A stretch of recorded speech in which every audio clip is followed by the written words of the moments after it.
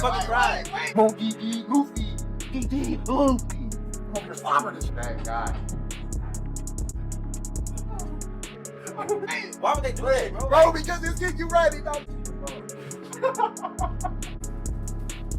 Yeah, no!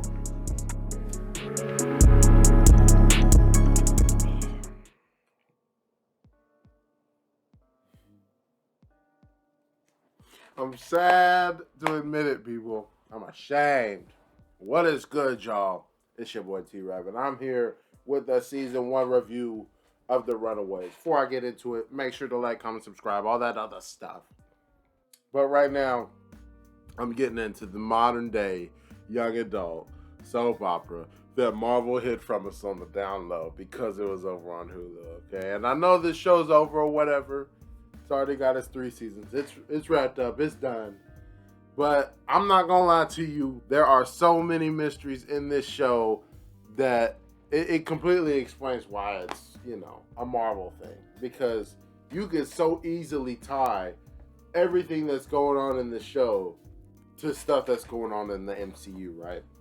Now, before I get into all the soap opera drama and all that stuff, let me geek out for a minute, dog. Let me geek out for a minute, all right? Because, all right, so stuff is starting to hit the fan now. You know, like I said, Molly was shipped off before to Graciela, but she actually ditched that. And as soon as Graciela, you know, went to bed for that night, she went ahead and went to the Metrolink to get the message that came from her parents, her actual parents. And what it was a VHS tape, and she brings it to the others after getting all the way back to town on her own, and the 6 of them go and see what the message is. Now, what the message turns out to be, it is her parents warning them that what Pride is going to do is actually going to cause catastrophe for the entirety of California, and it may even sink it into the coast. Like, it's so bad, like, because the place that they're trying to drill, not only is there an unknown life form down there, and the rock samples that they took from the site are the things that gave Molly her power. Who knows what kind of connection that actually has to Jonah? And obviously we know Carolina is Jonah's daughter, which obviously the kids are, we're still trying to keep everything a secret and all that stuff. And they're going undercover and going to do a whole little operation under the cover of going to the dance and things like that, right? Because since they don't have any evidence, since Chase destroyed it, we kind of move past that quickly, you know. Alex gets a little bit upset with him, but other than that, everyone else just kind of seems to forgive it. But hey, once they know that this whole earthquake possibility is going to happen, where the majority of the citizens of California are going to be killed, oh, hey, we're heroes again. But hey, you know, I guess some people pick and choose when they want to be on the side of justice. Carolina, Chase, my God, makes me fucking sick, okay? But so what they end up doing, they go to the dance, right? And obviously they split up into different teams. You know, they got to keep the Raptor on the side just for backup, you know, just in case, right? And Gert and Chase get off together, and you already know one thing ends up leading to another, and then they go and hook up. I mean, just my goodness, no shame. There's chaperones everywhere, but hey, you know, we find a side room to get into some action, you get me? And then also, you know, Nico's still mad at Alex, so she goes in with Carolina, and then Carolina takes her opportunity to lay some action on her, which is then later reciprocated later on Nico's part. So, you know, I still in my heart and in my mind believe that Nico and Alex will end up being together. But I honestly think for the whole of season 2, it's probably going to be Nico and Carolina, which makes me fucking sick. It makes me sick. But hey, you know, Alex lied about Amy and stuff like that. So Nico is not letting that go in the slightest, which is ridiculous because now you know who it was. The actual person who went and killed Amy was Leslie. This fucking bitch. Now she says that it's actually Jonah, which is completely believable, dog. Completely believable. But considering that Leslie's the one that killed Jean and Lisa, who's Molly's parents, don't you sit here and tell me that she didn't go after Amy herself, dog. I mean, I don't know, man. I don't know. She's got a whole weird relationship with Jonah, and it's like, you know, Carolina's the daughter of Jonah, so it's just a whole. It's hard to believe the stories that is coming out of some of these people's mouths. So it's like, yeah, she says it's Jonah, but I just don't believe her, bro. And I really do think that it's actually Carolina's mom is the one who killed Amy, because we never actually saw Jonah kill Amy in the flashback or whatever, right? So we progress forward. They go to the construction site and try and cause some havoc and things like that, which they end up doing. They kind of bust down the drill a little bit, at least to delay whatever project they got going on. And then they also, you know, Molly dumps a fucking dump truck down in the fucking hole. And before they're actually able to fill the hole with Nico's powers, the staff gets taken, and then all the parents roll up at the same time because Jonah informed them that they knew everything. And it's just like, I understand that we gotta be, you know, a little bit traditional superhero, make it corny, make it a grand big old interest, but we don't have to do this whole ridiculous, all of the Runaways assemble and then all of the Pride assembles. It's like, come on, dog, come on. Like, really and truly, they're not even on the opposite side. The real person who's on the other side is Jonah. And obviously he shows up and nobody knows what to deal with him because he has a souped up version of Carolina's powers and he's just basically just white light. So Carolina steps forward and she's going to be the one to take him on and actually hold off all of them in order for the rest to get away, which the rest of them do. Now this poses interesting problems later on because obviously Carolina gets taken down and then the rest of them are all on their own. They're actually runaways now because they have nowhere else to go back to, right? They can't trust their parents. Jonah's on the hunt for them, all that. What they were going to do was just go ahead and skip town if it was up to Alex because, like, let's be real, dog. Okay, I think the Fisticuffs was taken out. The Raptor got tranquilized easy because Dale and Stacy was there, so obviously they have knowledge on how to deal with that. Nico doesn't have access to her powers because the Alpha uses theirs. She took her staff back. Jonah's a souped up version of Carolina. Now they have Carolina. Alex doesn't really have any powers. And Chase can provide nothing else of value when he doesn't have his little toys with him anymore.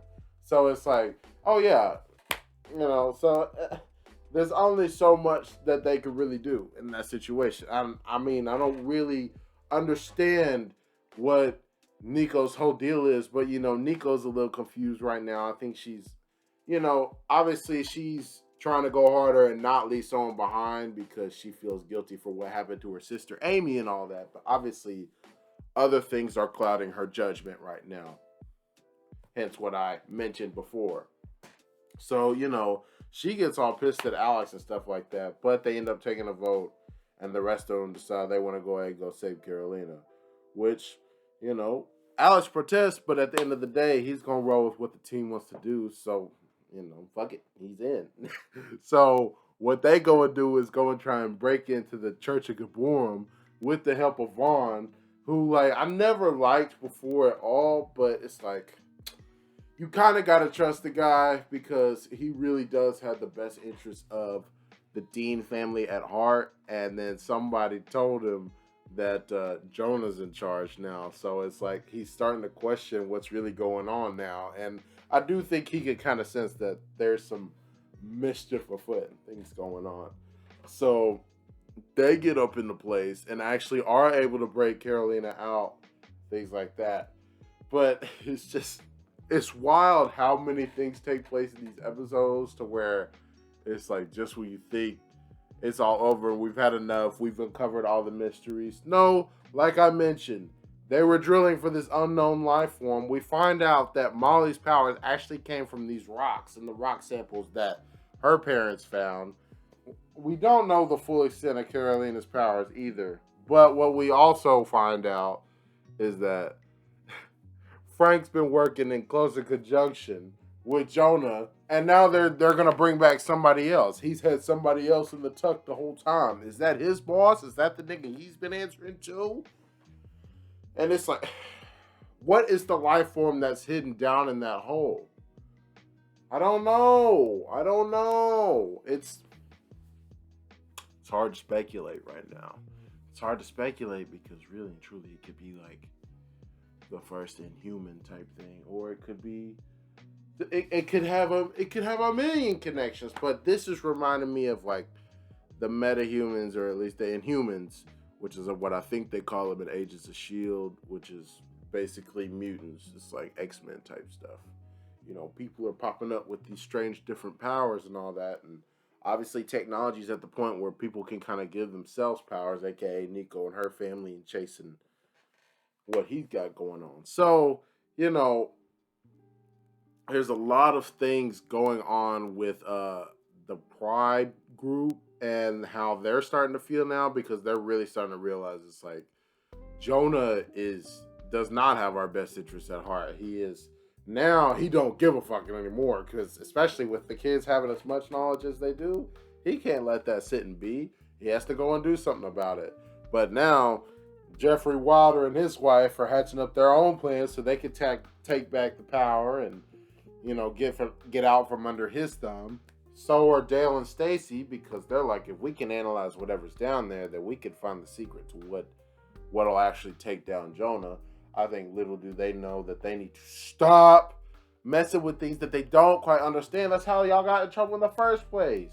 But, you know, hey, you know, I guess you don't live, you don't learn. Until you do. All right.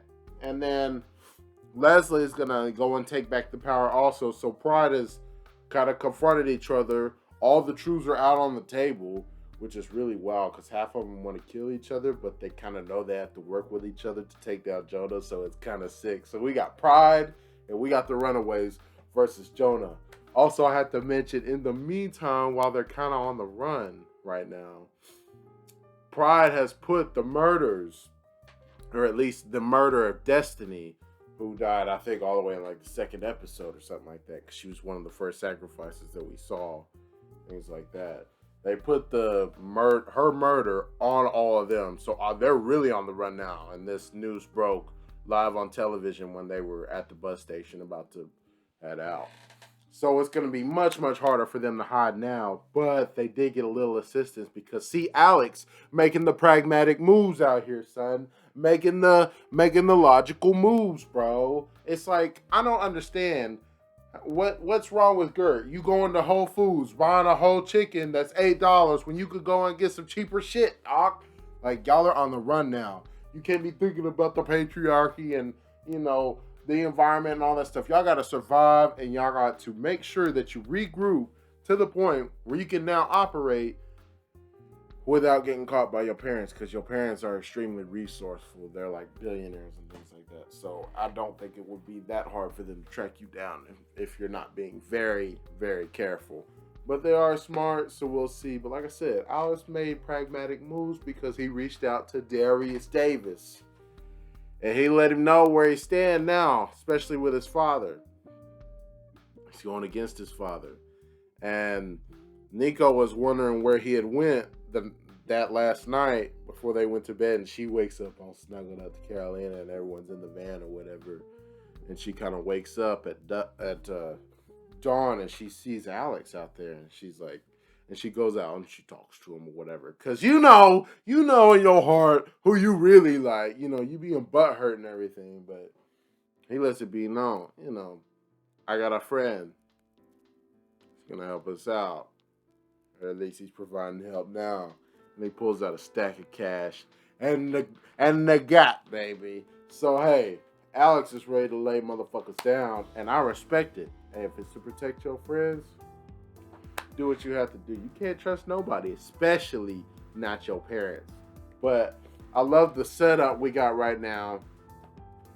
We got Pride, we got the Runaways, we got Jonah and Frank, of all people. Who would have thought that would be the case? And then this other nigga, who he's gonna wake up. Who the fuck is that?